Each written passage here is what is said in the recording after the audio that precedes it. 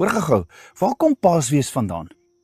Paasfees begin in Egipte, nie by 'n graf nie, maar by kinders van God wat in slawerny is. Ja, die kinders van Israel was vir 430 jaar vasgevang onder Farao.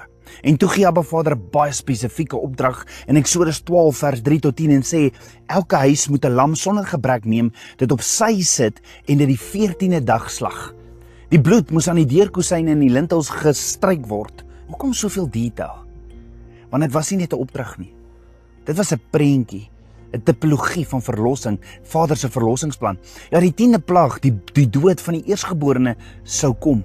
En sonder 'n gehoorsaamheid sou selfs die kinders van Israel geraak word. Maar waar die bloed was, het die engel verbygegaan. Daarom die naam Pascha, of in Hebreëus Pesach, wat beteken om verby te gaan. Die kinders van Israel moes kies. Gaan hulle Vader glo en gehoorsaam of nie? En dit het geloof en vertroue geverg. En Pascha leer ons, verlossing kom deur geloof en gehoorsaamheid aan Abba Vader. Maar dit wys ook vorentoe.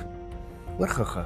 Vir meer as 1500 jaar het Israel elke jaar 'n lam geoffer op die 14de Aviv, presies soos beveel. Die bloed het sonde bedek, maar nie weggeneem nie. En daarom het Abba Vader profete gestuur om te profeteer daaroor. Jesaja 53 beskryf selfs 'n komende lam wat finaal met sonde en dood sou afreken. En toe kom die oomblik. Johannes die Doper sê in Johannes 1 vers 29, daar is die lam van God wat die sonde van die wêreld opneem. Hy verwys na Jesus, gebore in Bethlehem, wat gekruisig is op die presiese tyd waar die Pascha lam geoffer is, 14 Aviv. Jesus is die vervulling van alles, van slawerny in Egipte tot vryheid van sonde en dood. Hy is die lam van God wat die dood oorwin en die pad na ware vryheid oopmaak.